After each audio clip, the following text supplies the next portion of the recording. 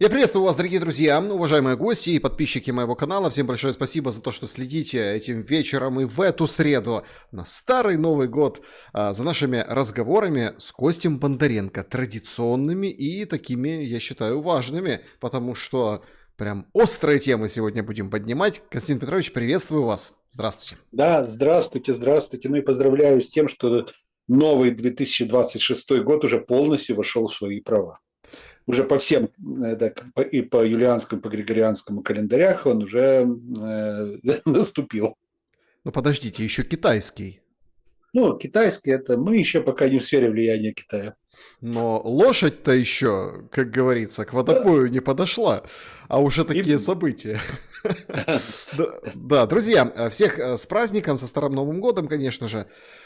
Впереди, конечно, еще крещение, там третий этой зимы, главный большой праздник. Но, кажется, НАБУ сегодня очень хорошо попасевали. Ну, как-то этого... нет, они щедровали это вечером, а посевали с утра.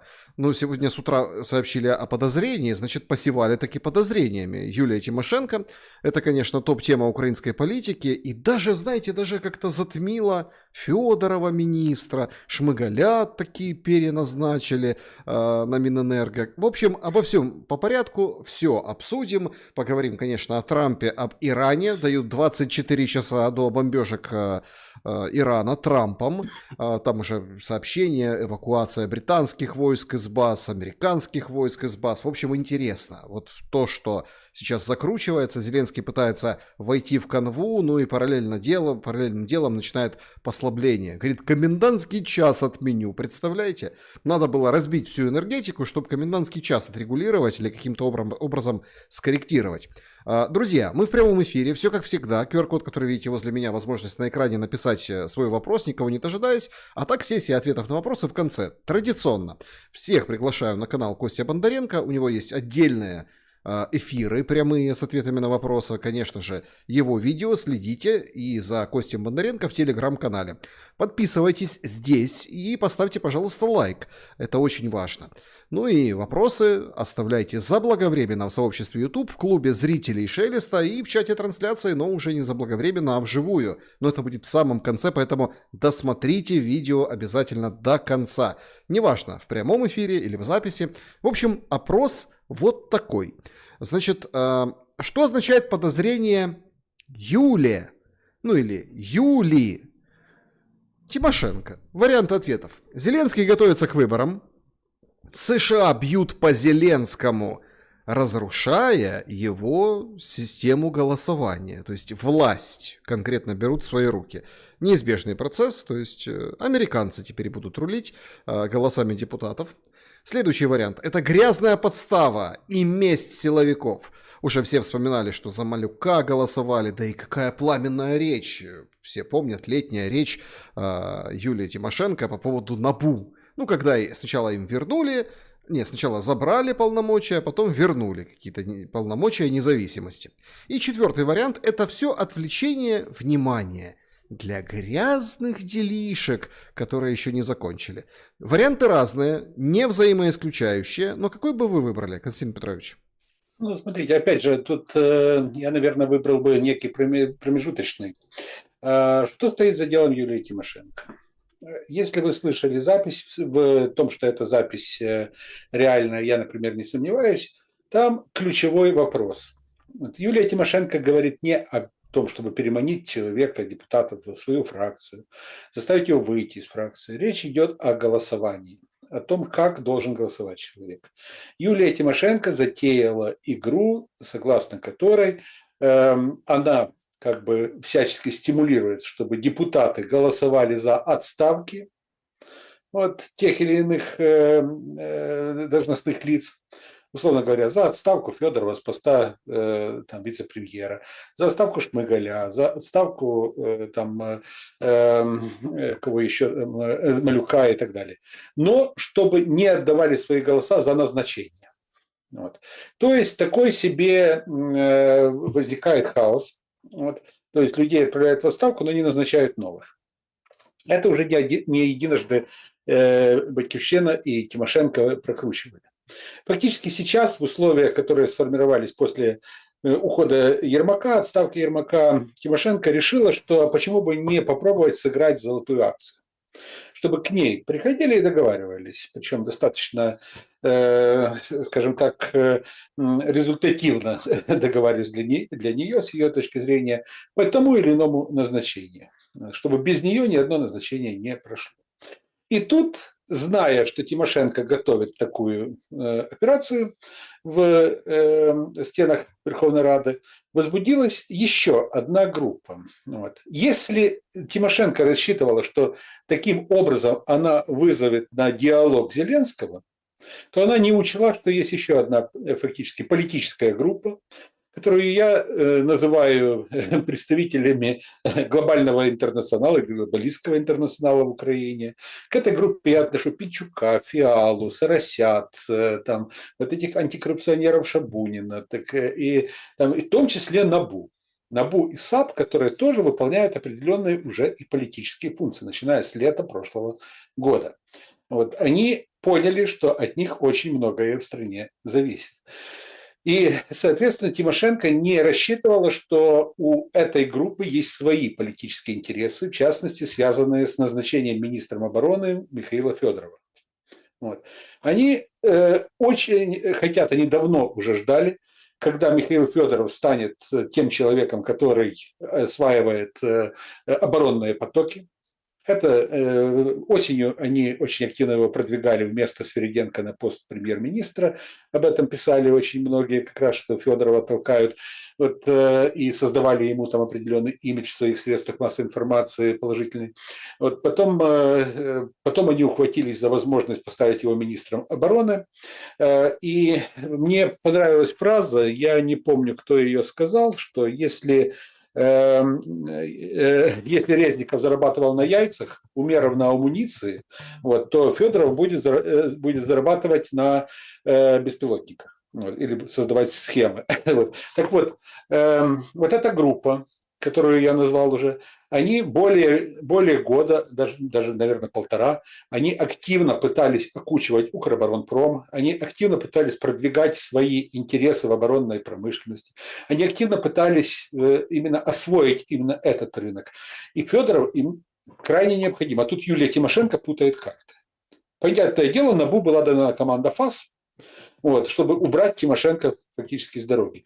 И это сработало. Если вчера за Федорова за постановление проголосовало только 206 человек, вот, то сегодня 277 человек сразу же нашлись. И некоторые депутаты из Батькивщины голосовали за назначение Федорова, и практически все фракции, вот эти, не фракции, а группы, которые достаточно тесно сотрудничали с Батькивщиной Довира и прочее. Вот, и они проголосовали практически единогласно. Вот, так что голоса сразу же нашлись. Вот. Поэтому то, что произошло, я не думаю, что Тимошенко там сейчас снова последует в ту же колонию, в которой она сидела при Януковиче. Я не думаю, что это дело будет иметь катастрофический характер для Тимошенко. Может быть, что там будет вот эта традиционная украинская игра, вот, сесть в СИЗО, выйти под залог, посидеть с браслетом на ноге и так далее, но не более. Коломойский даже на суде говорит: да что вы пожилую женщину так тревожите, каких-то 40 тысяч долларов. Ну, это, кстати, это отметили многие, что Тимошенко в свое время миллиардами, так сказать, на трубе, ну, у нее по состоянию на 1998 год Юлия Тимошенко была по объему своих капиталов, была бизнесменом номер 5 в СНГ. Бизнесмен номер 5 в СНГ, то есть по объему. То есть это можно представить себе обороты. Это если взять во внимание российских, там, украинских и прочих, там, среднеазиатских бизнесменов. Вот. Что касается Тимошенко, в то время она была настолько важной персоной, что в 1997 году Билл Клинтон, встречаясь с Ельциным, вот, он во время встречи предъявлял Ельцину письмо от Юлии Тимошенко, в котором она жаловалась на главу «Газпрома» Рема Вякхерева. То есть письмо Тимошенко было предметом обсуждения президентов двух стран. Это, в принципе, сейчас это считается нонсенсом, а тогда это было реальностью. Юлия Тимошенко тогда была фактически самым богатым человеком в Украине. Вот. Да, это правда. И я хорошо помню, как, если не ошибаюсь, в 1998 году ее остановили в аэропорту Запорожья, вот, когда она везла неучтенные $30 тысяч в сумочке. $30 тысяч, ее не пустили на рейс в Москву, она говорила о том, что это вообще-то карманные расходы, так что это не о чем. В кафешку зайти в Москве, да. Именно. Поэтому тогда это было первое фактически дело, которое было возбуждено по Тимошенко, которое имело резонанс. Понятное дело, что никаких не было последствий, административка.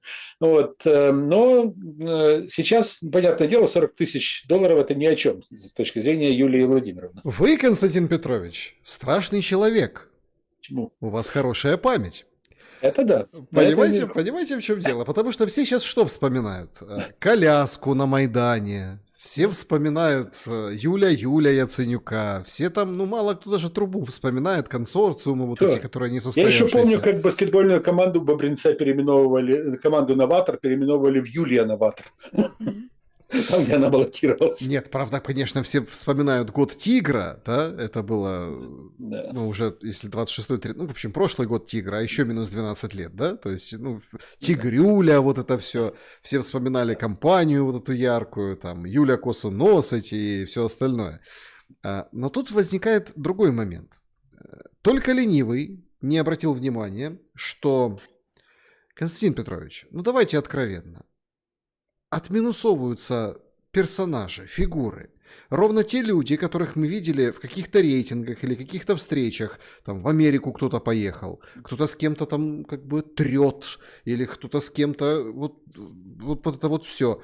Как-то вот они все вот как через сито проходят и уходят. Там Разумкова не слышно, не видно. Пару раз там выступил. Трибуну, конечно, он использует. По большому-то счету, да. Уже даже было время, был период, о нем русские говорили, россияне. То есть прям на ток-шоу, на всю страну говорят, смотрите, у нас будет адекватный Разумков. Тимошенко ездила в Нью-Йорк. Ездила в Вашингтон.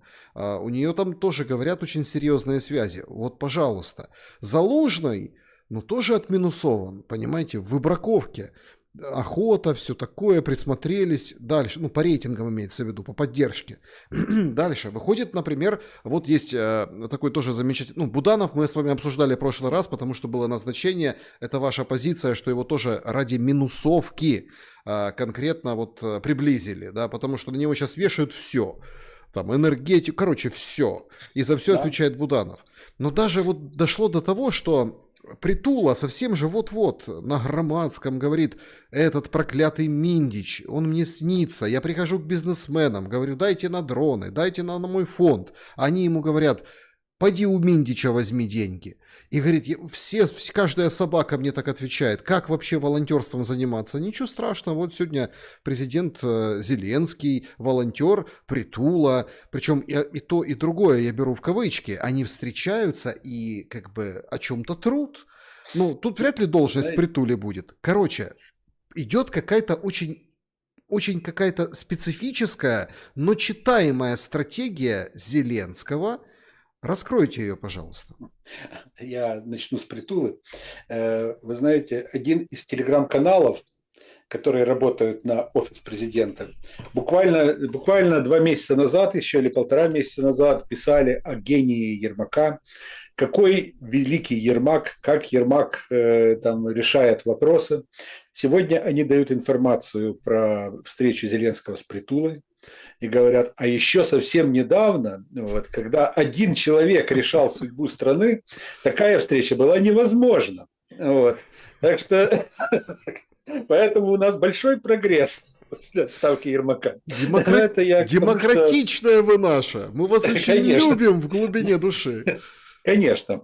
Да, что касается, да, действительно, и этот фактор имеет в виду. Но я более чем уверен, что Юлия Тимошенко, даже если она вот окажется, если там суд примет решение о том, чтобы она там была под арестом домашним или так далее, она все равно будет баллотироваться.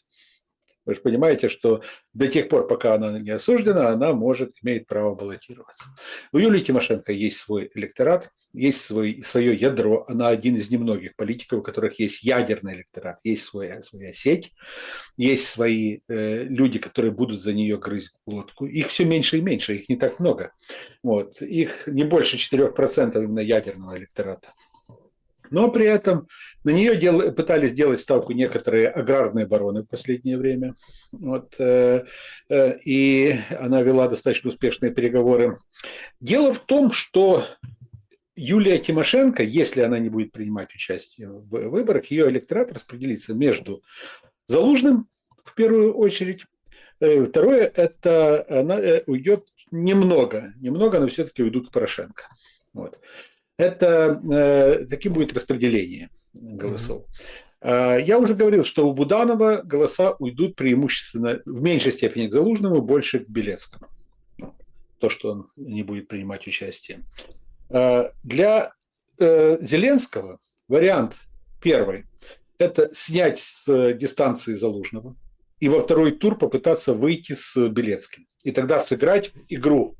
Вот. Хоть нам не нравится Зеленский, но вот угроза фашизма, прямая угроза фашизма. Давайте все-таки проголосуем за Зеленского, вот.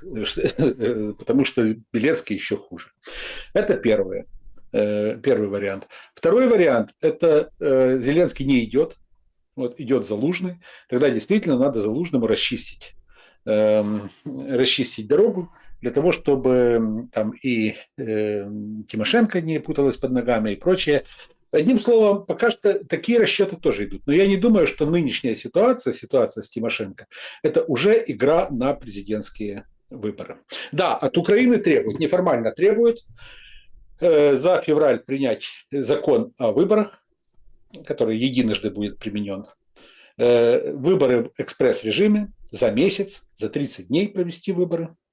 Не за 60, не за 90, как обычно, за 30 дней, с тем, чтобы в апреле уже состоялась инаугурация, вот, и, соответственно, уже к маю, чтобы был готовый переговорщик, который готов подписывать соглашение о мире. Так это может быть Юля, вот это... понимаете? Вот в этом же мой вопрос. Это же может быть Юля. Вот даже вот мы в прямом эфире, вот даже люди пишут, українською пишуть, Юля може з Путіним про мир домовитися. Договориться Юля може. Але... Да, может домовиться, но дело в том, что у нее должен быть на руках мандат. Пока что у нее в электоральном плане достаточно серьезное провисание. Сказать, что Юля уже сейчас может стать, вот, что у нее есть все шансы победить на выборах, я бы не стал говорить так. Вот. Пока что социология, ни открытая, ни закрытая социология не показывает, что у Тимошенко есть серьезный перевес. Хорошо. Как ведет себя Зеленский? Смотрите, тут Кулеба, как, ну не знаю, девка на выдане. И так, вот это вот ужимки его в «Украинской правде». О чем вы говорили с Зеленским? А он говорит, ну а ты шо, а я шо, а вот это вот все. Ну, короче, такой какой-то, знаете, ну его рассуждение о том, что, конечно, я тут поездил по стране, люди готовы отдать территории. Ну, как-то не тянет он на службу внешней разведки, начинает тоже там немножко кусать, посасывая Ермака, ну, потому что если бы был Ермак, то наша встреча бы с Зеленским тоже была бы невозможна, понимаете? То есть это какая-то прям тенденция. Мы видим, что у Зеленского начинают играть в какую-то другую игру. Как это, ладно, выборы, но как это может увязываться с ситуацией по договоренностям? Пока ими и не пахнет. Мы это видим, ну, на земле, смотрите, что называется. Ситуация по договоренностям. Сначала будет еще один раунд переговоров между американской делегацией и Путиным. Это один момент. Второй момент. 21 января будет встреча Зеленского с Трампом. а также встреча вот этой вот группы товарищей, которые поддерживают Зеленского в Европе, Урсула фон дер Ляйен, Мерц, там, Макрон и прочие, с Трампом, будут его убеждать, чтобы он согласился на те гарантии безопасности, которые Зеленский и европейцы обсудили буквально неделю назад. Это второй момент. Далее. Формируется переговорная группа, в которую будут входить по одним данным Макрон, по другим Марио Драги и Стуб, вот, которые будут вести переговоры от Европы, от имени Европы с Путиным. То есть реально сейчас идет большое-большое количество переговорных треков и большое количество переговорных площадок задействовано. Очевидно, что в Давосе не удастся решить все вопросы 21-22 января. В середине февраля попытаются на Мюнхенской конференции по безопасности представить некий единый вариант, единую позицию Запада, Соединенных Штатов и Европы по украинскому вопросу, по вопросу урегулирования. Ну вот приблизительно с этого момента начнется более-менее попытки какого-то выхода на какое-то уже на какое-то понимание. Вот. Хотя я скептик, сейчас я скептик, если еще несколько месяцев назад я был оптимистом, вот я вижу, что сейчас, на сегодняшний день, все-таки количество узлов противоречия в узлов напряженности в переговорном процессе только увеличивается. Например, что вы имеете в виду? А теперь вот вопросы возникают. Россия теперь заявляет, уже неоднократно заявляла, что поскольку нарушен дух Анкориджа, так называемый, то мы будем поднимать планку сейчас. Все чаще и чаще звучат такие населенные пункты, как Одесса, Николаев в России и так далее. То есть, поскольку время, которое проходит после Аляски, после Анкориджа, работает против мирного договора, дорога ложка к обеду обычно, то, соответственно, возникают и опасения, что уже через несколько недель, через месяц прежние предложения просто станут неактуальными. Константин Петрович, если мы попробуем понять, ну, опять, все равно как-то не раскрыта метаморфоза Зеленского. Вот я не могу понять, что на нее все-таки влияет больше. Америка, которая сейчас откровенно, ну, ей не до Украины. Европа, которая поплыла.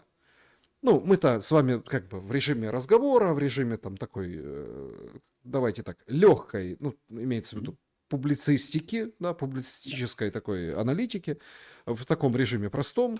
Ну, поплыла Европа. То, что вы сказали по поводу там Драги, по поводу Стуба, Мелони Мерц, Мелони Макрон, Мерц как-то в стороне, но тоже, собственно, он не против. Как бы британцы особняком держатся, там ракеты, в общем, хотят давать. Хилли приезжал, Путина хотел как бы украсть. Это все мы как бы держим в уме. Но по большому счету Европа поплыла. Они хотят идти на разговор с Путиным. То есть тут они воевать собираются, силы скапливают, а тут говорят, давайте договариваться. И он встречается с разными людьми. Более того, на него давит ситуация в Киеве, ситуация в регионе, ситуация со светом. Люди берут 4-8 кирпичин, обычных кирпичей, включают газовую горелку и греются, зашивают фольгой, вот эти там, обклеивают стекла, пытаются как-то сохранить тепло и, в общем, пребывают в полном ужасе. Супермаркеты закрываются, и как там не рассказывают, что ничего не закрывается. И ПСО врага. Конечно, и ПСО врага, только когда человек спускается на Оболоне в свой привычный там супермаркет, а там говорят, ребята, нет, мы не работаем, мы не вытягиваем, не выгребают генераторы. Масло льется рекой после очередного удара по Одессе. Масло подсолнечное. То есть гривня сейчас как бы все меньше и меньше стоит. По большому счету это как бы это ужас. Вот если взять в совокупности эти все вещи, то это вот Украина уже покатилась. Да. А Зеленский говорит, всех собрал сегодня, говорит, вот новоназначенные, Шмыгаль, министр энергетики, там Архамия тоже сидел, все сидели, говорит, давайте план, давайте, какой-то такой Советский Союз он исполняет и отменяет или как корректирует комендантский час. Причем тут комендантский час к страданиям людей, которые днем выйти не могут, потому что надо спуститься и подняться. Ну, в Киеве, например, на 15 этаж. Ну да, но на самом деле в данной ситуации работа на картинку просто. Вот, президент заботится о своем народе. Вот. Ну, никто же не скажет, любой включит вот этот марафон, единый марафон, увидит, что президент отменяет комендантский час, и скажет, ну, классно, вот. Да, действительно, вот что-то он делает же все-таки. Ну, тот, кто не посвящен в или тот, кто не сталкивается с трудностями ежедневными. Что касается Зеленского, я уже неоднократно говорил, что есть один психологический момент у Зеленского. Вот. Зеленский, он человек, который работает на аплодисменты и овации со стороны Запада. Его абсолютно не волнует, что о нем думает гражданин Украины. Граждане Украины в этом большом театре – это люди, которые сидят на галерке, вот, а овации, основные овации, он хочет получать от тех, кто сидят в ложе или в партере. Вот. Он хочет, чтобы ему аплодировали именно сильные мира сего. Он хочет, чтобы его воспринимали как равного. Вот. Тот же Мерц, тот же Макрон, тот же Стармер, Мелоди и прочее. Вот. И, соответственно, он старается для них.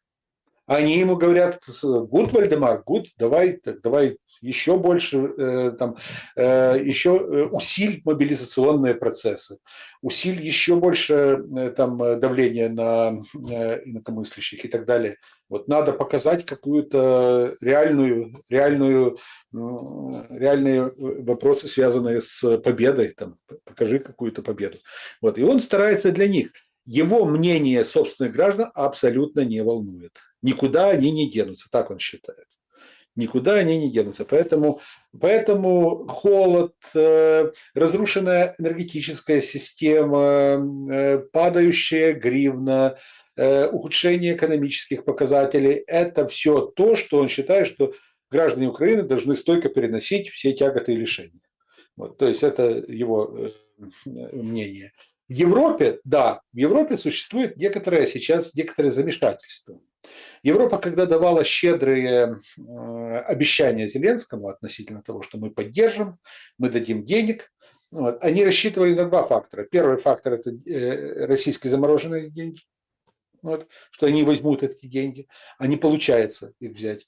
Второй фактор, что Соединенные Штаты немножко поортачатся и все-таки никуда не денутся, и все-таки Трамп скажет, что хорошо, черт с вами, давайте будут тоже финансировать. И это не получается.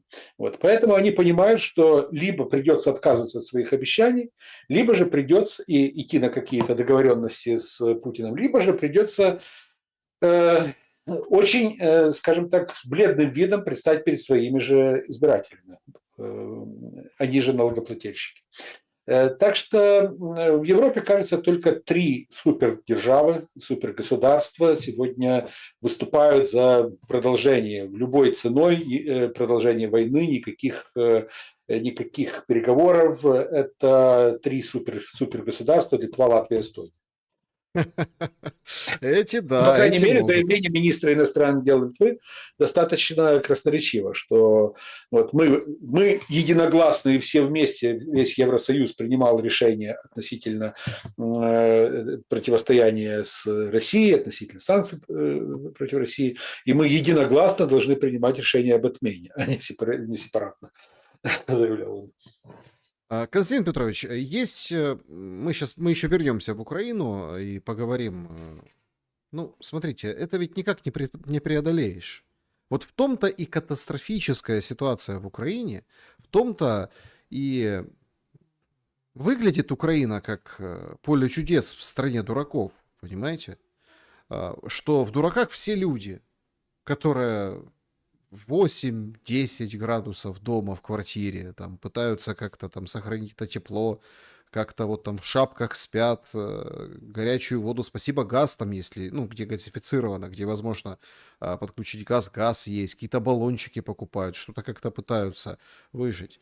Даже шутят так горько. Я вчера в прямом эфире показывал, говорят, вот эта страна, вот это позаботилась, так бы я вот лежу и ничего не делаю, да, а так бы я убирала, там что-то стирала, там что-то, ну, в общем, делала.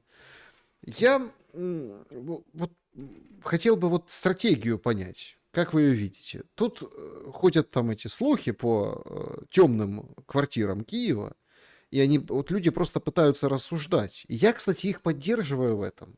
Что вот смотрите, черная зима вот эта, да, она пройдет. Ну, все равно рано или поздно потеплеет и будет легче. Но дальше будет половодье, снега вон сколько навалило. Дальше может быть атака по какой-то дамбе. Ну и привет, собственно. Катастрофа, логистика и второй этап принуждения к миру. Ну, то есть, это вот если так посмотреть, стратегически длиной или там горизонтом в пару месяцев. Как вы относитесь к таким планам? Ведь давайте честно, в Белгороде тоже думают, как отселять тех или иных абонентов, ну, короче, людей, потому что там тоже Украина бьет. Вот по Ростову били, по Белгороду, по Воронежу, тоже там страдает энергетика. Да. Нет, дело в том, что ну, я не верю в то, что Россия будет применять определенные действия по дамбам и так далее. Вот, и идти по пути создания гуманитарных катастроф. Что касается провокаций вот, под флагом России, или, как говорится, да, я в это верю абсолютно. Это возможно. Вот, это да. Что касается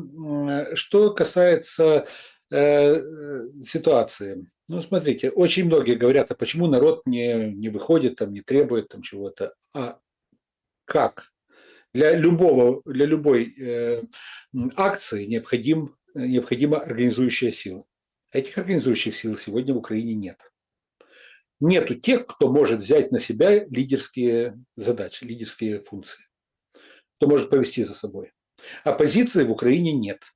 Есть фронты там, по отношению там, не к Зеленскому даже, а по отношению тех или иных лиц в окружении Зеленского. Там они больше соревнуются за место под солнцем, а не за то, чтобы там создать какую-то позицию, альтернативную позицию Зеленского.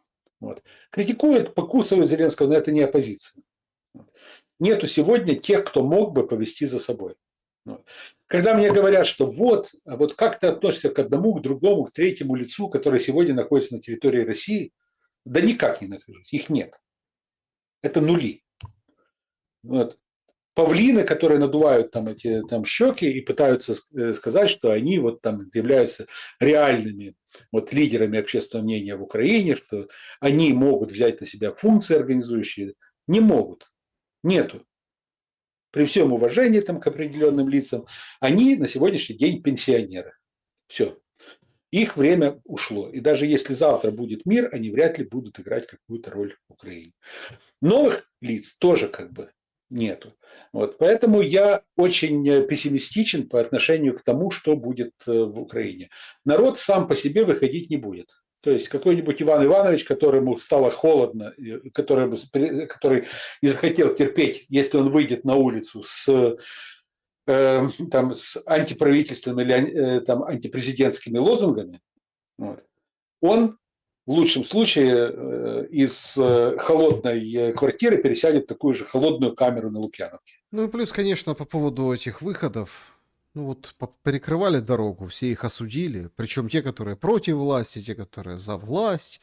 В каком смысле осудили? Мол, ну не решить этим проблему, ну повыходили. Ну да, реклама горит, да, в доме нет света, а улица освещается, как в Киеве или в Днепре, например, да, там, когда там билборды какие-то, что-то где-то горит, а у тебя нет света, и люди, ну, в общем, все осуждают, говорят, что ты выходишь, что ты можешь?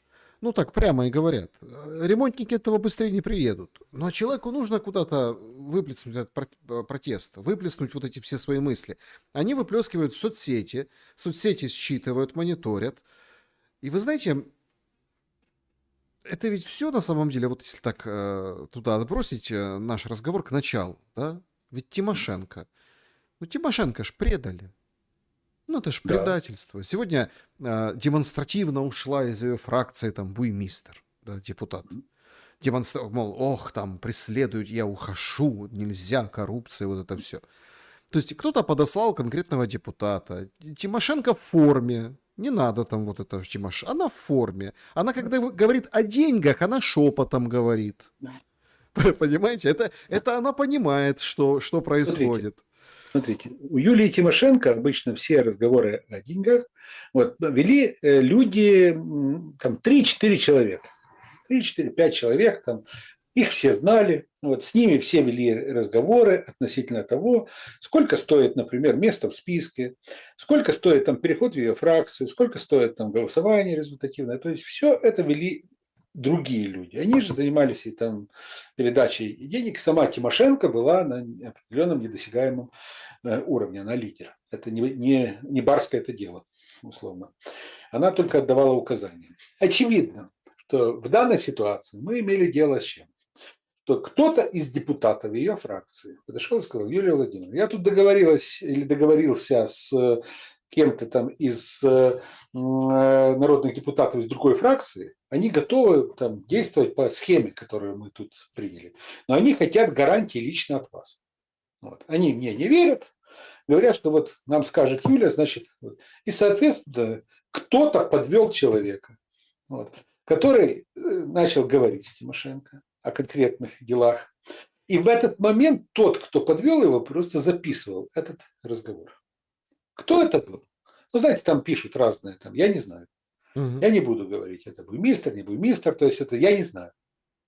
Но то, что это был человек из среды Батькивщины, то, что это был человек, которому Тимошенко доверяла, это однозначно. Да, так вот о предательстве. К чему я это все, собственно, вспомнил?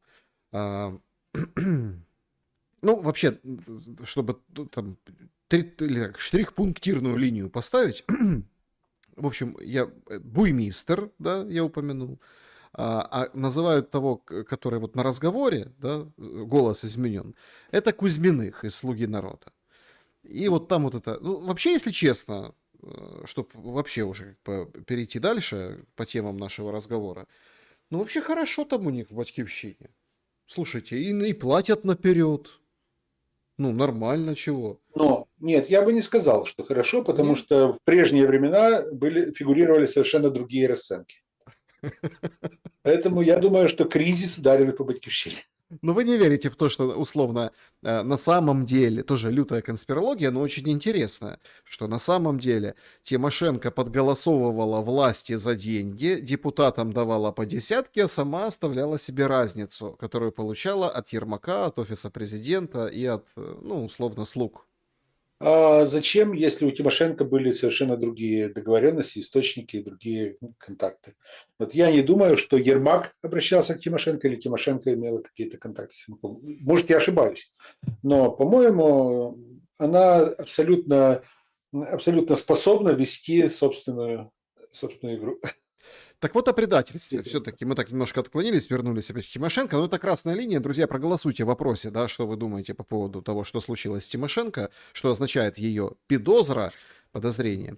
Константин Петрович, вот по поводу предательства и митингов. 18 числа некий военный, ну, вроде как мне говорят, настоящий, то есть, ну, какой-то воевавший, собирает на Майдане в 2 часа дня народ бунтовать против ТЦК.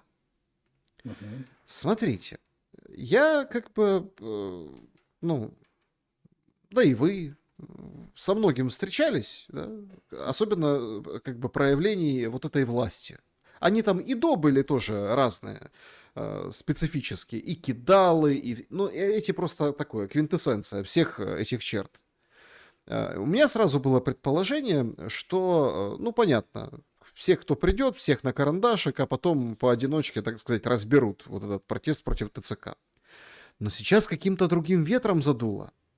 Федоров появляется, вы о нем уже сказали, и он выступает с речью с речью перед парламентом, где говорит, что вот, надо там покончить с этим, надо вот за деньги мотивированных всех мы разберемся. Министр целой обороны. После этого он встречается с Зеленским. Их встреча какая-то особо милая. Вот у них очень милая встреча. Вот, например, не знаю, так улыбается Зеленский, так вот прям он его рад видеть. И Федоров так тоже. И они такие все, такие прям няшные. Что за этим стоит? Будет ли на самом деле, может, я ошибаюсь, никого не будут переписывать на СБУ, да, Никого не будут переписывать на самом а деле. просто власть меняет вот эти подходы по мобилизации. Ну тогда Нет, зачем? да, в том-то и дело. Нет, дело в том, что Федорову необходимо создать реноме вот нового человека с новым мышлением, который будет теперь руководить по-новому. Соответственно, очевидно, будет проведена некая акция, некий митинг, вот, главная задача которого создать телевизионную картинку. Вот. А дальше Федоров скажет: мы услышали народ. Мы услышали, и мы сейчас будем действовать. Вот увидите, мы сейчас будем действовать. Соответственно, в данной ситуации я думаю, что то, что сейчас вот заранее объявлено, что будет некая там акция, она абсолютно согласована со всеми. Вот. Подобные акции в условиях военного времени могут быть либо стихийными, и тогда их разгоняют. Если же они объявляются заранее, значит, подаются заявки и прочее, значит, они санкционированы властью. Так что, Ну так а Федоров решит проблему ТЦК? конечно, нет. Он просто-напросто ее видоизменит. Вот. Объясните, Так как вы это что, видите. как это видеть? Знаете, был когда-то такой, возможно, не совсем для нашего эфира анекдот вот, про мужчину, который страдал от энуреза. Вот. Где он только не лечился, вот, ничего не помогало. Вот, ничего не помогало. Вот, проблема у него была постоянно, эта проблема. Ему предложили обратиться к психоаналитику. Вот. Он пришел, выходит от него окрыленный, идет, улыбается, и говорят: ну что, тебе помогли? Говорит: прошло? Он говорит: нет, не прошло, но теперь я энуразом горжусь. Так вот, теперь, соответственно, точно так же. Проблема ТЦК не будет решена, но теперь прикажут этой проблемой, этим делом гордиться. Это да. Значит, ну, понятно, что назначения, конечно, прошли, но все, в общем-то, под тенью Тимошенко, и все, конечно, думают, что будет дальше. Света у людей нет, хлеба нет, но зрелище вот, пожалуйста. Вернемся мы к Украине, то много вопросов, я вижу, оставили, поэтому я должен с вами еще обсудить очень важные дела, которые вот сейчас в прямом эфире происходят, и там касаются международной политики, а потом мы, конечно, вернемся и обсудим, может, фронта коснемся, там, в общем, вопросов много. Друзья, пишите ваши вопросы заблаговременно в сообществе YouTube и клубе зрителей, подписывайтесь на Бондаренко. Давайте к международке перейдем, потому что я считаю, это очень важный сейчас момент. Значит, во время нашего эфира появляется новость, что Израиль развернул системы противоракетной обороны. Вена, Тель-Авив отменили рейс вечерний. Ну, тоже что-то это значит.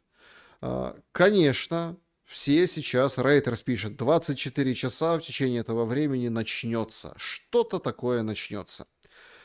Сопровождает вот этот накал по поводу США и Ирана достаточно такая прохладная пресса, мол, смотрите, Хаминеи устоял, все как бы в порядке. Да, там сейчас эвакуируют этих солдат из баз американских, британцы эвакуируют, американцы эвакуируют. Почему? Потому что Хаминеи сказал: если что-то будете предпринимать, мы лупанем, вы нам, конечно, друзья, товарищи, турки, там, арабы, торговля просто идет с Ираном у этих стран и многими другими, но мы будем бить. Если по нам ударят, мы тоже ударим по этим базам, поэтому мы вас заранее предупреждаем. Арабы и Эмираты говорят: не-не-не, ребята, давайте воздержитесь, призывают Штаты и так далее. Но, судя по всему, что-то таки должны изобразить. Что вы думаете произойдет с Ираном? Ведь если посмотреть аналитически, одно дело там, например, латиносов кошмарить, подкупить, подкупить. тоже сыграл элемент предательства. Выкрали этого Мадуро. Там непонятно еще, что с Мадуро будет. У него он аж светится, если честно, этот Мадуро на всех фотографиях. И с женой еще укатил. Он там будет долго судиться и в нормальных условиях пребывать, еще и выпустят его. Ну, прям, ну, как бы договориться еще. Ну, то есть, Венесуэла это одно, а вот Иран это уже совсем другое. Получится у Трампа с Ираном? Я не специалист по Ближнему Востоку, сразу скажу. Вот. Я не хочу выглядеть всезнайкой, который там разбирается во всех тонкостях. Я слежу, конечно, за тем, что происходит в Иране. Не только сейчас, но и на протяжении последних десятилетий. В Иране были разные моменты. Были моменты, когда нагнеталась ситуация, когда говорили, что вот-вот сейчас начнутся боевые действия между Соединенными Штатами и Ираном. Сейчас вот-вот начнется нечто. Вот, но в результате это нечто приводило к тому, что гора рождала мышь. Вот. Заранее договаривались о каких-то точках, вот, по которым били американцы, потом били в ответ иранцы, и на этом инцидент исчерпывался. Были и более острые моменты. Сейчас очевидно, что в самом Иране акции не просто пошли на спад, а властям удалось переломить ситуацию. Это первое. Второй момент – это то, что сейчас вряд ли Соединенные Штаты готовы к экспансии на территорию Ирана, к серьезному нападению и боевым действиям на территории Ирана. Вряд ли они готовы к тому, чтобы восстановить династию Пехлеви в Иране и получить проамериканское правительство. Плюс ко всему, Иран сегодня – это очень серьезный партнер Китая. Это более серьезно, чем Венесуэла. Китай мог как бы промолчать в деле вокруг Венесуэлы, но вряд ли он откажется молчать, откажется говорить, и вряд ли будет молчать, если начнется война в Иране, американская война. Иран на сегодняшний день – это крупнейший танкерный флот в мире.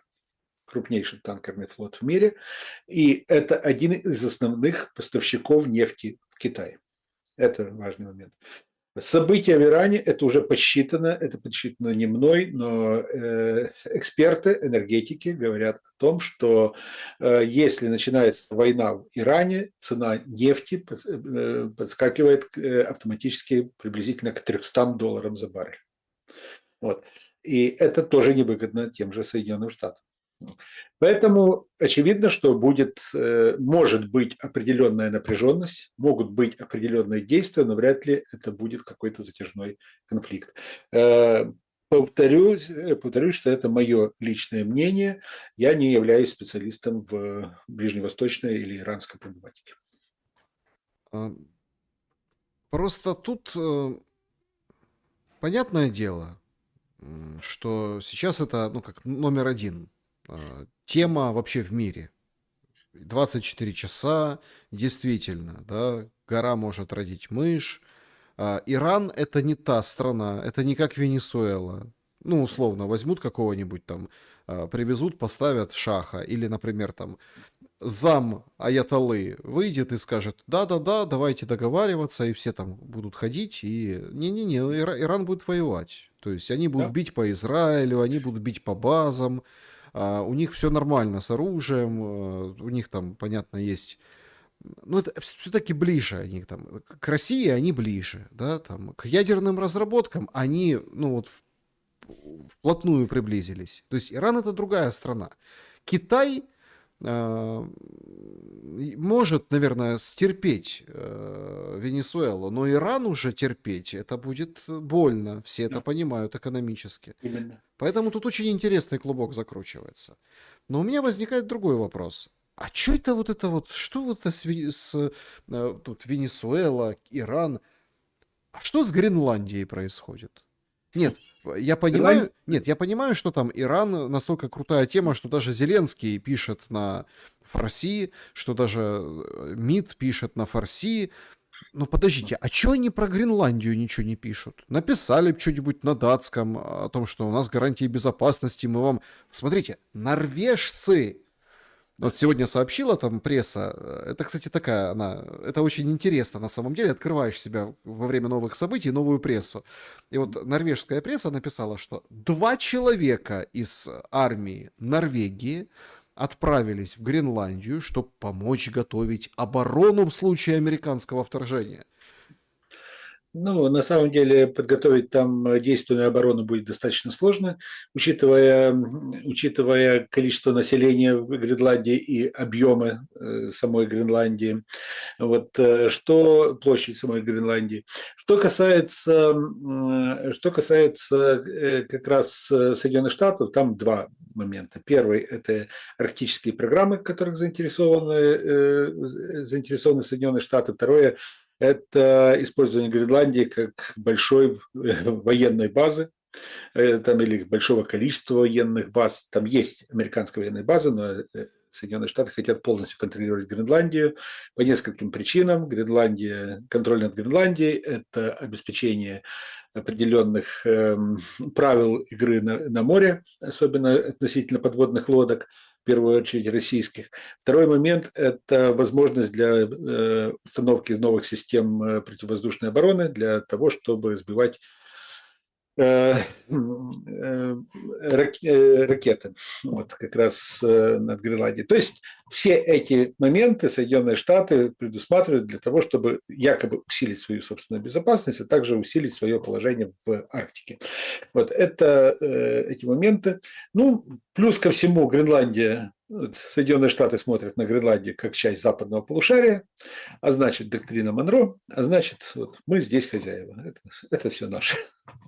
Ну, интересно, что как вообще, какая реакция, да?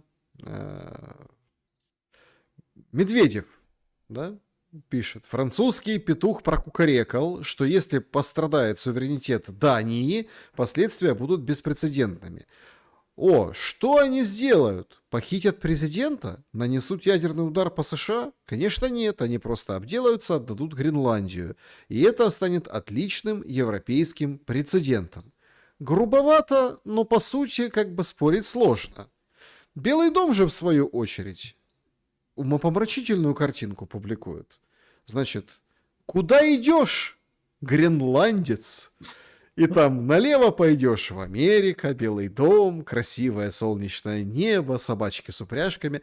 А вот направо там грозы, там Кремль, там дворец Пекинский, там вот это все, Россия и Китай. Слушайте, вы можете как-то объяснить, кроме как пиаром, вот эту историю с Россией и Китаем в Гренландии? Нет, на самом деле Россия, Китай, Гренландия – это, ну, это понятное дело, что необходимо нарисовать определенную страшилку.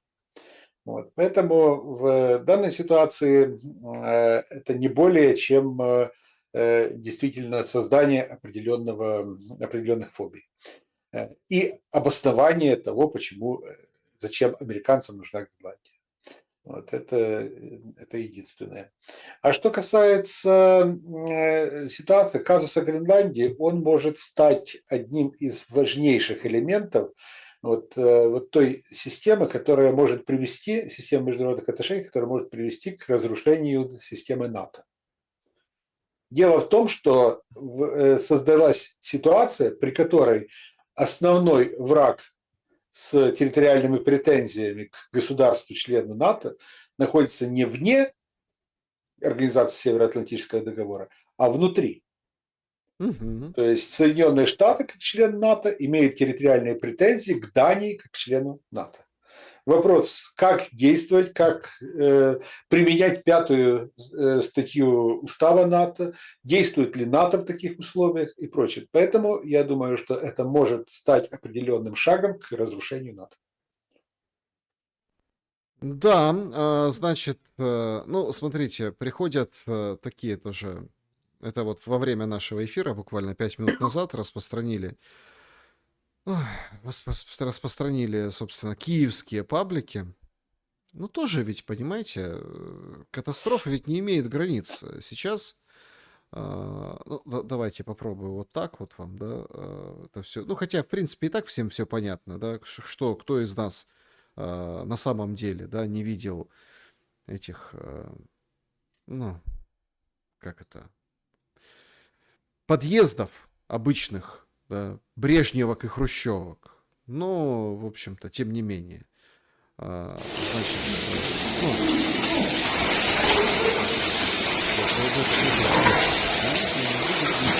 ну, в общем, в Соломенский район, да, вот, пожалуйста, прорвали трубы, вот, и льет в подъезды. Хотя телеграм-канал «Левый берег» сообщают вроде как Соломенка, но тем не менее. То есть рванули трубы, все подъезды в воде.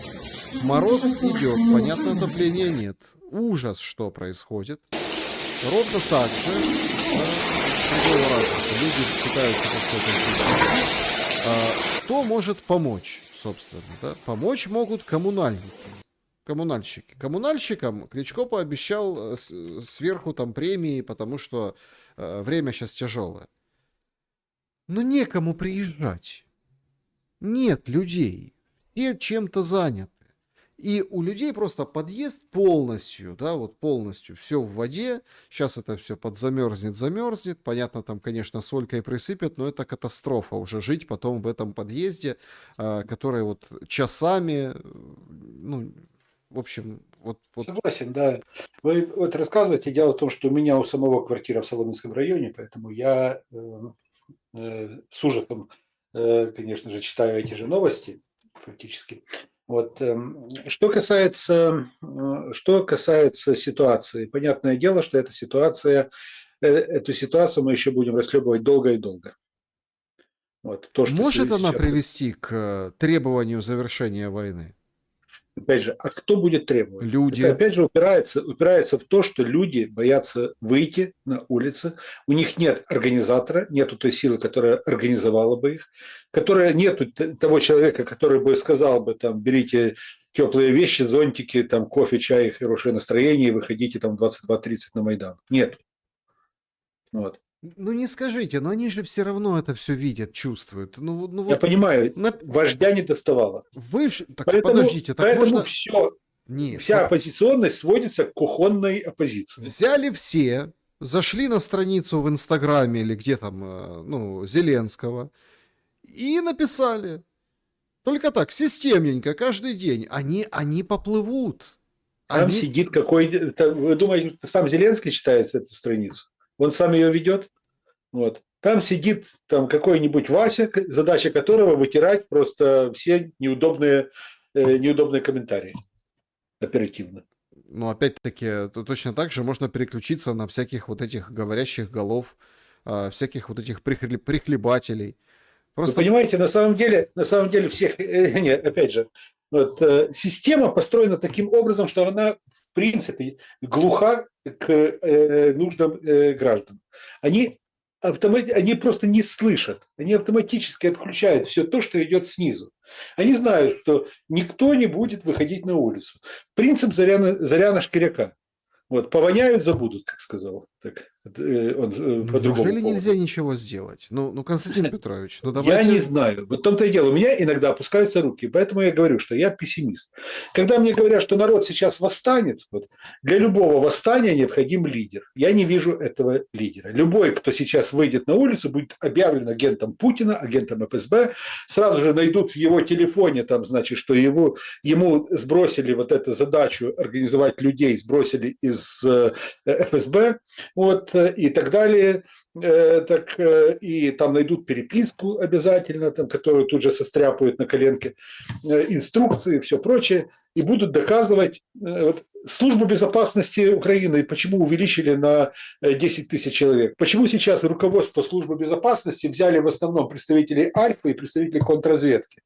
Вот. Все, других нету там сейчас в руководстве. Все заместители – это Альфа и контрразведка.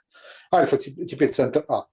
Ну так а что это значит? Ну подождите. Это значит Альфа, только то, что, контрразведка. что ну что, они, СБУ подождите, занимается... они живут в каких-то других квартирах.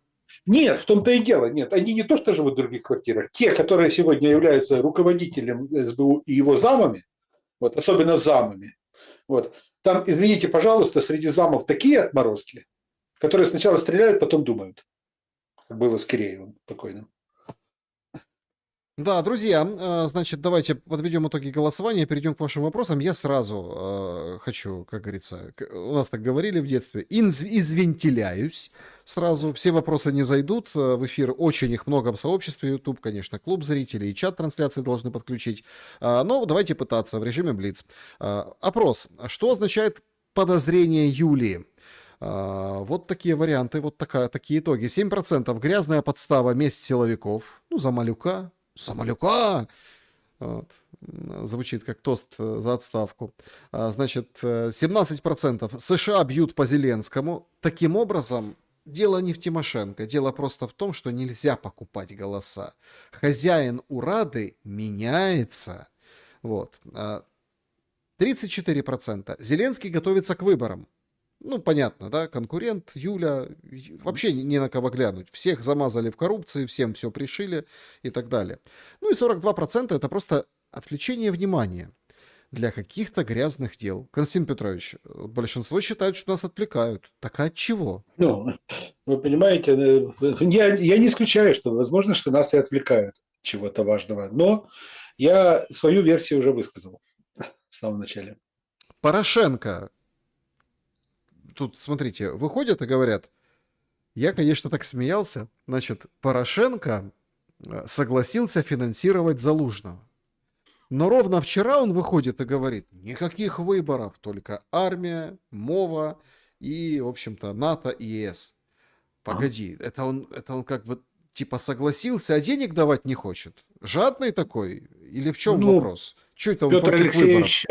Петр Алексеевич как раз в околополитической тусовке именно славится такой прижимистостью в деньгах, скажем так. Тратить деньги он не любит. А что касается вот его обещаний, помните, вот вы говорите о том, что у меня хорошая память. Я напомню, когда 18 января 2014 года он призывал на Майдане, так, берите, значит, там вот, берите брусчатку, так, я потом отстрою за свои деньги, значит, эту же брусчатку, я потом положу камни там, так что используйте, берите булыжник, орудие пролетариата. А потом, когда ему напомнили, что пора бы уже отстроить брусчатку, как он обещал, он говорит, нет, вы меня не так поняли на самом деле. Я совсем другое имел в виду. Так, вот что. Глянул в чат, переходим к вашим вопросам. А тут пишет пользователь, самое же животрепещущее, Саша. Не задал же самый вопрос про Тимошенко. А что на русском? Вот это да, чему на державную. Да, это самое главное, что сегодня возбудило патриотов. Как это? Можно Тимошенко предлагать по-русски, десятку.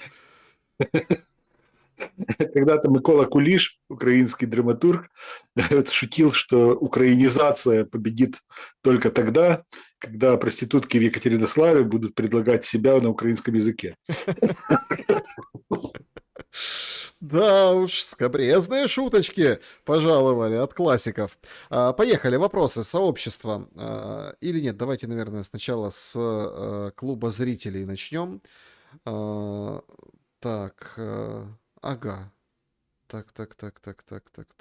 Так, полетели. Александр задает вопрос. Константин Петрович, режим Блиц, сколько успеем, да? Ну, как говорится. Почему вам не выступить, прошу очень вас, выступить адвокатом дьявола? Как бы вы сформулировали нынешнюю идентичность украинцев, которая, по мнению власть придержащих, должна убедить граждан согласиться на депушкинизацию, дебулгакизацию, на разрушение основ демократии и при этом многократно усилила бы готовность отстаивать эту идентичность ценой своей жизни. А потому прошу вас выступить адвокатом здравого смысла и сформулировать такую идентичность украинца, которая способствовала бы примирению как внутри, так и с соседями. Дело в том, что времена турбулентности, а мы сейчас переживаем время турбулентности, иногда приводит к массовому помешательству, когда люди живут не в режиме здравого смысла, а в режиме лозунгов, в режиме некой компанейщины и так далее. Когда пропаганда начинает давлеть над тем же умом, здравым смыслом, рассудком. Я думаю, что все-таки завершение войны, и пройдет еще несколько лет после завершения войны, и здравый смысл все-таки начнет преобладать. И опять снова вернуться и абсолютно нормальное, здравое отношение к культурным, историческим и прочим процессам. Плюс ко всему, я считаю, что в Украине после войны необходимо запретить как абсолютно враждебный, как абсолютно провокационный центр Институт национальной памяти как таковой. Вот. Я не призываю к суду над этим институтом, над людьми в этом институте. Многие из них верят, что они делают доброе дело, благое дело, но вот такой орган не должен существовать в Украине. Его необходимо ликвидировать. 50% проблем отпадут сами по себе. Николай, все говорят о соблюдении международного права. Константин Петрович, напомните нам тот исторический период, когда оно работало. Спасибо. Международное право, оно работает в основном в период, когда есть определенные договоренности, джентльменские договоренности между центрами влияния. Когда есть те понимания, что есть красная линия, через которую переступать нельзя. Вот. Понятное дело, что международное право никогда не действовало по отношению к слабым, а вот по отношению к сильным оно время от времени соблюдалось. Поэтому в эти времена были мирные процессы, был мир на планете в основном. Вот. Международное право, оно же каждый читает его по-своему зачастую. Вот. Что касается нынешней ситуации, сейчас полное разрушение мировой архитектуры, мирового порядка и международного права, всех тех традиций и всех тех договоренностей, на которых базировался предыдущий мир. Вот. Понятное дело, что через некоторое время, после того, как утихнет этот период турбулентности, будет написано новое международное право. Андрей интересуется, катарсис накрыл ненавидимый прокуратором город Киев? Или как только потеплеет, все сначала начнется? Я думаю, что сейчас многие думают, что сейчас как бы Киев фактически впал в состояние анабиоза. Да нет, на самом деле решения принимаются, война продолжается, новых и новых мобилизованных отправляют на фронт, то есть никакого катарсиса. Значит,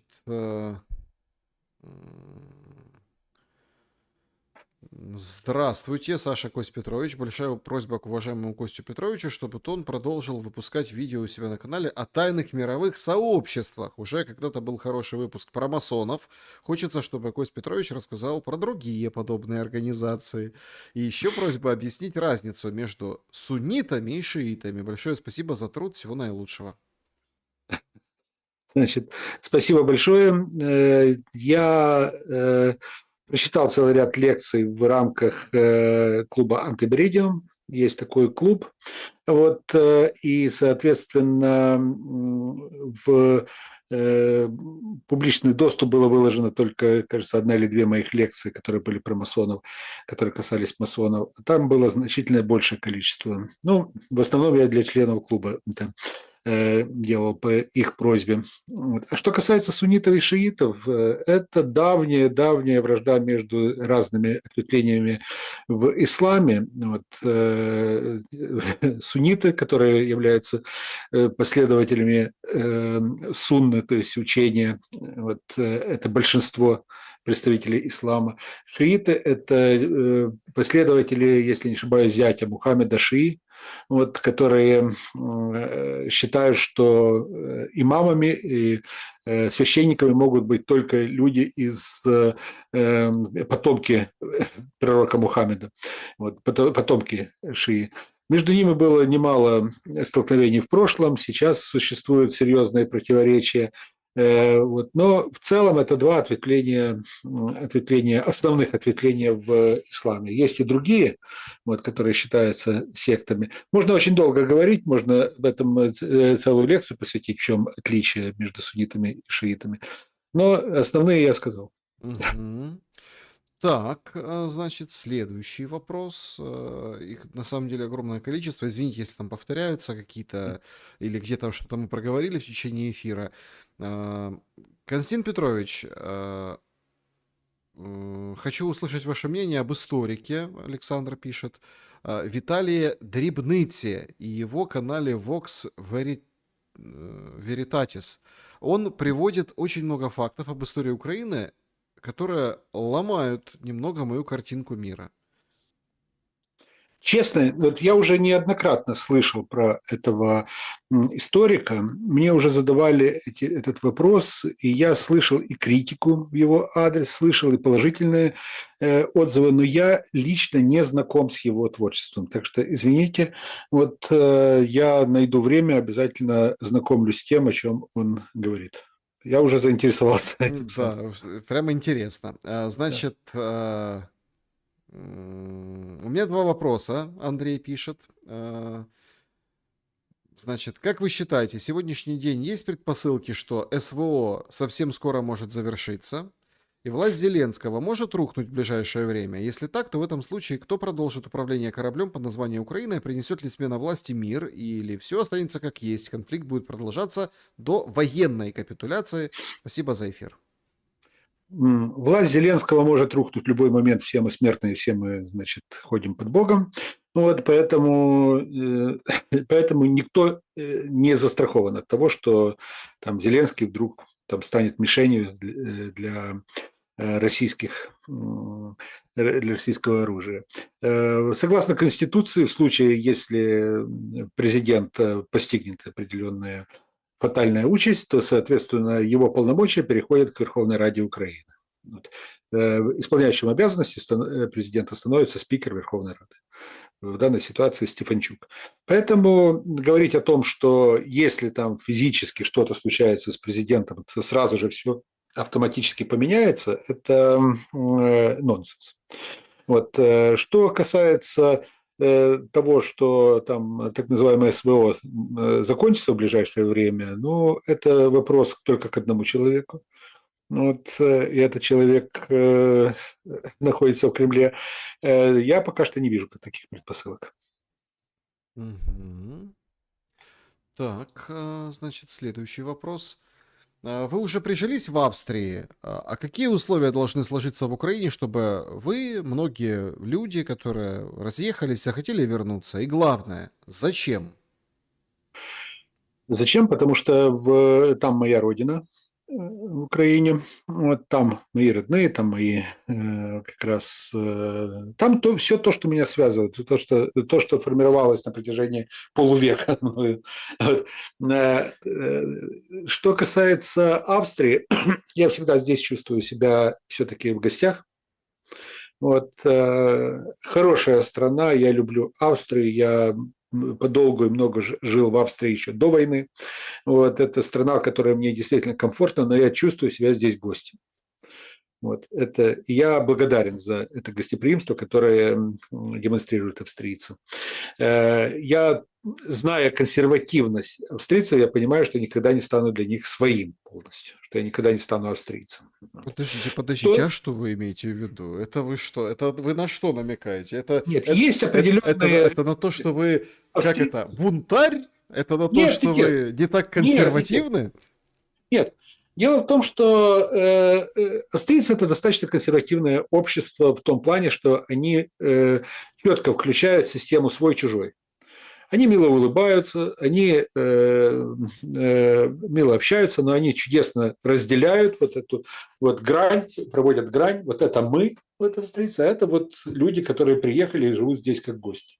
Это есть, это абсолютно нормально, это абсолютно, скажем так, я считаю, что это объективная реальность, с которой необходимо попросту считаться. Здесь можно выучить, блестяще выучить немецкий язык, значит, чтить все традиции и так далее, и все равно быть чужим.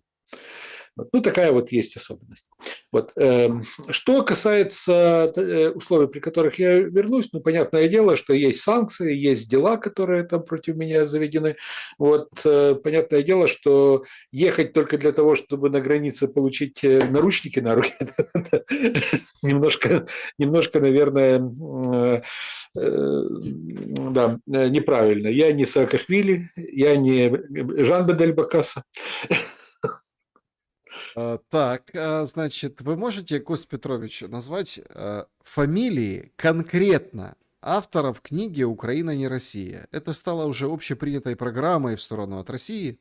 Смотрите, я не имею права этого делать, вот, потому что я знаю, кто это, но я могу сказать, что это люди, которые работали близко с Леонидом Даниловичем Кучмой. Вот, некоторые из них сейчас живут, насколько я знаю, в России, кто-то живет в Израиле, кто-то живет сейчас в Германии. А никто вот, в Украине не живет? В Украине сейчас, насколько я знаю, никто. Это потрясающе, Константин Петрович. Написать книгу «Украина не Россия», Леонид Данилович Кучма не живет в Украине. Поэтому... и не жить в Украине, понимаете, еще кто-то в России живет, понимаете, это потрясающе. Украина не Россия, и мы уехали нахрен оттуда. Это, конечно, да. Значит, вот такой вопрос. Добрый вечер. По истории вопрос. Поймал себя на мысли, что мы абсолютно не знаем руководителей Украины советского периода. Вот, к примеру, кто руководил УССР в 1933 году, Сергей? Постышев. Нет, почему? Есть эта вся хронология, значит, очень часто менялись в 20-е годы руководители коммунистической партии, даже Вячеслав Максимович Молотов успел, Вячеслав Михайлович, извините, Молотов успел поруководить Компартией Украины. А вот что касается 1933 года конкретно, это был Постышев как раз, потом Кассиор. Вот оба были репрессированы. Так большая и меньшая стабилизация руководителей Компартии Украины начинается после войны, начиная с Хрущева, вот, и так далее. То есть эти вот Хрущев, Каганович, Мельников, Кириченко и так далее, Шелест, Щербицкий, то есть это есть книги, есть посвященные как раз деятельности Компартии Украины и украинского руководства в УССР, так что да. Значит, в фильме «17 мгновений весны» в разговоре в поезде между Штирлицем и генералом первый генерал говорит, что он, Гитлер, ведет всех нас в пропасть, потому что одному умирать на поле боя от мороза в квартире, от нищеты и голода страшно, а скопом, толпой нет. Украина встала уже на этот путь, или шансы еще есть уйти с этой дороги? Спасибо большое. Ну, на самом деле шанс только один – это подписание мира, подписание мирного договора. Вот я считаю, что продолжение войны – это путь в никуда, путь к катастрофе. Наталья, наблюдая нынешние СМС-рассылки, я вспоминаю слова Жванецкого, что, мол, откуда эта стрельба и дым и дикие крики, а там как раз обращают внимание общественности. В связи с чем у меня возникает вопрос, почему большинство сообщений приходят женщинам, в то время, когда мужчины приземного возраста заняты офисной работой? Можете пояснить такой феномен? Ну, я не знаю почему. Вот это уже вопрос. Надо с этим разобраться. Я с этим, кстати, не сталкивался. Да. Ваши слова, Константин, политика – это театр, говори одно, поступай наоборот. Пусть говорят, Путин говорит, что войны съест не будет. То же самое говорит неоднократно он и про Украину в свое время. Трамп хочет захватить Гренландию, значит, не будет. Китай не хочет захватывать Тайвань, значит, будет. Можно ли таким образом строить некоторые умозаключения в геополитике и много или немного предугадывать события? Нет, ну я думаю, что именно таким образом вряд ли стоит выстраивать аналитические схемы. Вот в любом случае в каждой конкретной ситуации либо есть прямые императивные какие-то устремления, вот, и не скрывают своих целей, либо же действительно пытаются завуалировать свои действия, свои цели. Вот. Но в каждом конкретном случае необходимо видеть целый ряд особенностей. Первое – это целеполагание, второе – это ресурсы, которые необходимы для того или иного действия. Третье – это значит, возможности, вот, и возможности удержать эту победу. То есть все эти, это можно назвать и другие факторы, но в целом вот, в целом, вот так просто примитивизируя, там, что если говорят да, значит нет, если говорят нет, значит да, то это немножко неправильно. Переходим в чат трансляции. С Новым годом спасибо за всегда интересный эфир. Саша, хочу получить ответ, кто делает ваши заставки. Это отдельный вид искусства, благодарю. Есть дизайнер, не буду говорить, где находится. Ему большой привет. И, да, ну, имени тоже не буду говорить, мало ли, знаете. Сейчас время такое опасное, но я думаю, что ему очень приятно. Людмила, спасибо, что отметили это тоже. Вопрос Костю Бондаренко. О заставках просто мы с ним очень долго прорабатывали эту модель, поэтому такое совместное творчество, идеи, а он это ручками воплощает, плюс потом привносит свое, это потрясающе. Получается, я думаю, и спасибо большое, что цените, вас тоже с наступившим Новым годом, наступающим крещением. Значит, вопрос, Костю Бондаренко, сколько иностранных языков вы знаете? Ой, вы знаете, это, наверное, преувеличение, что я полиглот. Я скажу так, что на самом деле я не особо владею языками. Я в повседневной жизни я пользуюсь, читаю очень много на английском, на польском языке. Вот. Когда мне надо, там, соответственно, могу поддержать разговор на нескольких славянских языках еще, балканских групп. Мгм. Но А, это не значит, что я их знаю. Возможно ли появление в обозримом будущем в Украине движений типа Махновского и квазигосударства типа Гуляйполя? С уважением, Павел Старый Оскол. Вполне возможно. Вполне возможно, тем более, что Украина в принципе балансирует сейчас на грани гражданской войны. Вот, и порождение там Гуляйполе стало порождением именно вот этих проблем и противоречий, которые, в принципе, просматриваются и сегодня. В 1917-18 годах было очень много процессов, которые сегодня тоже как бы возродились. Значит, Саша, почему на заставке Буратино в полосатом колпаке, а не звездно-полосатом? Так британские же. Там без звезд. Там на британский крест порвали Украину, поэтому вот так. Здравствуйте.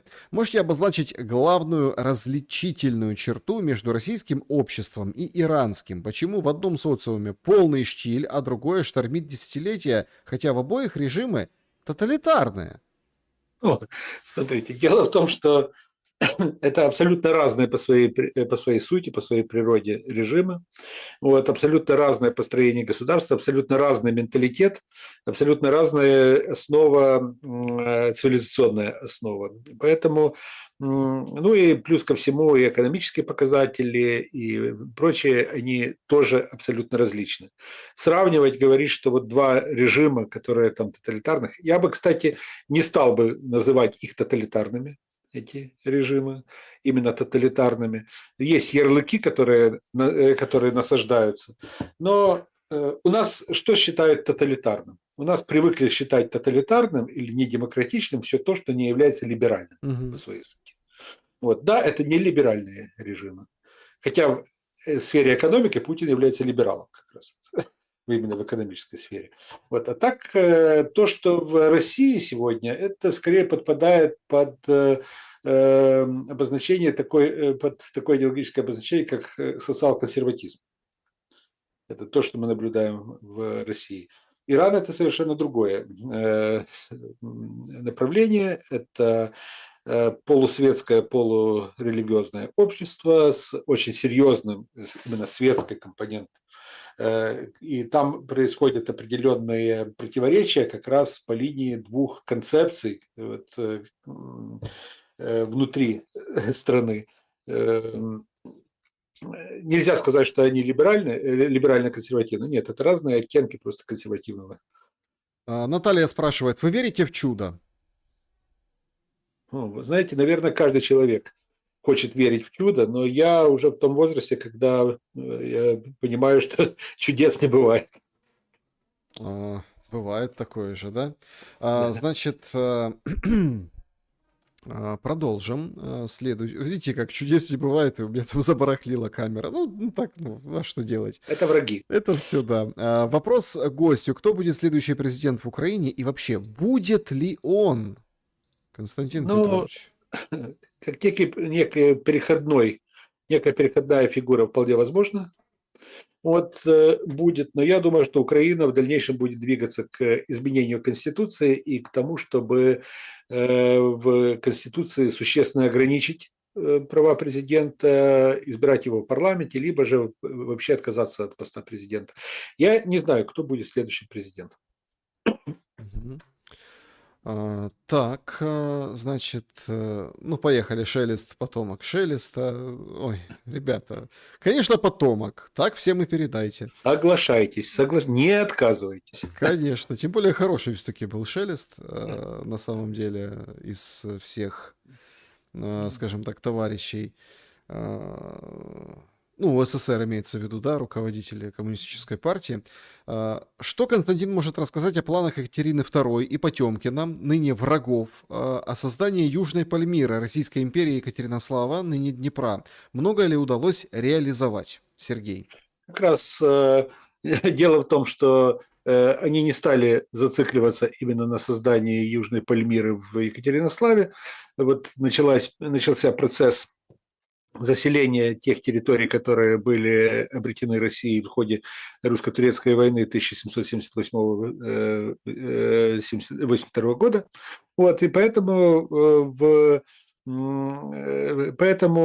планы немножко изменились, расширились и стали более, наверное, гигантскими, чем просто сосредоточиться на Екатеринославе. Расцвет Екатеринослава – это 19 век, вот благодаря строительству целого ряда промышленных предприятий и превращению Екатеринослава в промышленный центр, крупный промышленный центр Юга России. Вы все еще считаете, что изгнание евреев не является ключом к спасению украинской нации? Я все еще считаю. Я считаю, что евреи и украинцы, и славяне, будем так говорить, вот, жили на протяжении более чем 1000 лет бок о бок. И, в принципе, вот, я считаю, что изгонять кого-то с этой территории, будь то евреи, будь то болгары, будь то поляки, будь то русские, будь то еще кто-либо, это путь, скажем, тупиковый. Мгм. Так, вопрос. Константин Петрович. Кличко добьют до нокаута? Сейчас он явно в легком нокдауне. Ну и дополнительный вопрос. Каким методом тренируете память, если это врожденное? Знать историю с датами нужна феноменальная память. Я никогда не тренировал память. Но вот, да, когда готовился к поступлению на исторический факультет, я учил, конечно же, многие даты, и у меня был свой метод. Я смотрел на номера автомобилей, вот, и пытался, ставил впереди единичку. Годы, да, годы. Да, например, 1380, значит, вот, что было в 1380? Куликовская битва, значит, и так далее. Таким образом тренировал память. Но это было давно. Это ничего не значит. Специальных каких-то там мнемонических упражнений у меня не было никогда.